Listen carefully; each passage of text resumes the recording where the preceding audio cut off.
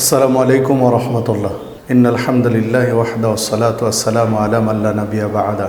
ক্বালা আল্লাহু তাআলা ফি কালামিহিল মাজিদ আউযু বিল্লাহি মিনাশ শাইতানির রাজীম। ওয়াল ফাজর ওয়া লায়ালিন আশর। ক্বালা an-নাবিয়্যু সাল্লাল্লাহু আলাইহি ওয়াসাল্লাম আফযালু আইয়ামিদ দুনিয়া আইয়ামুল আশর। সম্মানিত দিনী ভাতৃমণ্ডলী, আর দু একদিন পরেই জিলহজের প্রথম দশক শুরু হচ্ছে। তো জিলহজের প্রথম দশকে কি আমল করা যায়, এর আমল সমূহ কি? দেখুন, আল্লাহ রাব্বুল আলামিন জিলহজের প্রথম দশকের শপথ করেছেন আল ফাজর, শপথ প্রত্যুষের, ওয়ালায়ালিন আশর, শপথ 10 রাত্রির। ওয়ালায়ালিন আশর এর তাফসির করতে গিয়ে ইবনে আব্বাস রাদিয়াল্লাহু আনহু, আব্দুল্লাহ ইবনে জুবায়ের রাদিয়াল্লাহু আনহু, মুজাহিদ রাহমাতুল্লাহ আলাইহি সহ বিশিষ্ট মুফাসসিরগণ তারা বলেছেন ওয়ালায়ালিন আশর হচ্ছে জিলহজের প্রথম দশক, যার শপথ আল্লাহ রাব্বুল আলামিন করেছেন। ঠিক রাসূলুল্লাহ সাল্লাল্লাহু আলাইহি ওয়াসাল্লাম জিলহজের প্রথম দশক সম্পর্কে বলেছেন, মা মিন আইয়ামিন আল আমালুস সালিহ আহাব্বু ইলাল্লাহ মিন হাযিহিল আইয়াম আল্লাতী ইয়ানি আইয়ামিল আশর। আল্লাহ রাব্বুল আলামিনের কাছে সবচেয়ে প্রিয় পছন্দনীয় আমল হলো 10 দিনের আমল তথা জিলহজের প্রথম দশকের আমল। সাহাবীরা জিজ্ঞাসা করলেন, ওয়ালাল জিহাদু ফি সাবিলিল্লাহ, জেহাদও নয়? তো আল্লাহ রাসূল সাল্লাল্লাহু আলাইহি ওয়াসাল্লাম বলেন, ওয়ালাল জিহাদু ফি সাবিলিল্লাহ, আল্লাহ রাস্তায় জেহাদের চেয়েও এটা গুরুত্বপূর্ণ বা বেশি মর্যাদাপূর্ণ। তবে যে ব্যক্তি শহীদ হয়ে যায় জিহাদে গিয়ে, তার বিষয়টি ভিন্ন। আবু দাউদের মধ্যে হাদিসটি রয়েছে, ইবনে মাজার মধ্যে রয়েছে 1727 নম্বর হাদিস। তো জিলহজের প্রথম দশক অত্যন্ত গুরুত্বপূর্ণ। আল্লাহ রাব্বুল আলামিনের নবী মুহাম্মদ সাল্লাল্লাহু আলাইহি ওয়াসাল্লাম বলেছেন, আফযালু আইয়ামিদ দুনিয়া আইয়ামুল আশর, দুনিয়াতে সবচেয়ে শ্রেষ্ঠতম দিন হচ্ছে জিলহজের প্রথম দশক। সহিহুল জামের মধ্যে হাদিসটি রয়েছে 1133 নম্বর হাদিস। তো এই জিলহজের প্রথম দশকে কি আমল করতে পারি?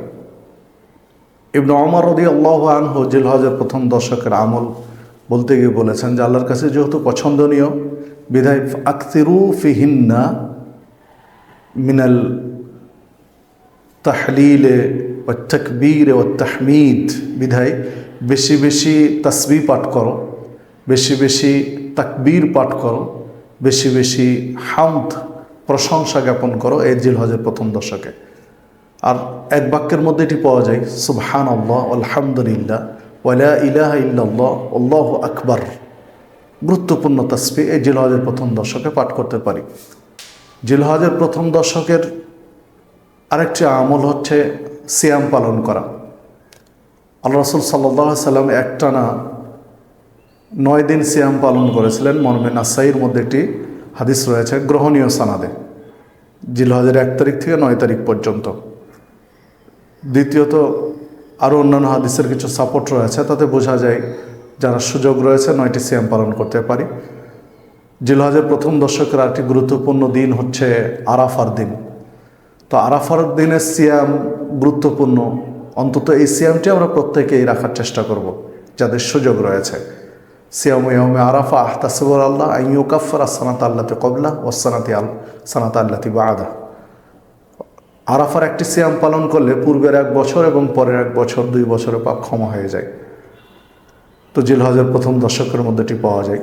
তো আরাফার সিয়ামটি পালন করব, কারণ আরাফার দিন হচ্ছে অত্যন্ত ফজিলতপূর্ণ একটি দিন।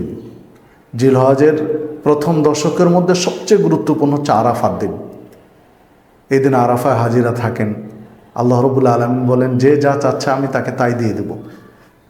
তো আরাফার বাহিরে যারা রয়েছেন তাদের জন্য সুযোগ হচ্ছে এই দিনে একটি সিয়াম পালন করা। তো জিলহজের প্রথম দশকের আরেকটি গুরুত্বপূর্ণ দিক হচ্ছে যে চুল নখ এগুলো কর্তন না করা। জিলহজের চাঁদ ওঠার আগে এগুলো কেটে নাও, এই দশকে না কেটে হজ্জের দিন তথা কুরবানির পরে এটা চুল নখগুলো কাটবে। তো এই জিলহজের প্রথম দশকে কোরআন মাজিদ বেশি করে তেলাওয়াত করতে পারি, নফল সালাত আদায় করতে পারি, দান সাদাকা করতে পারি।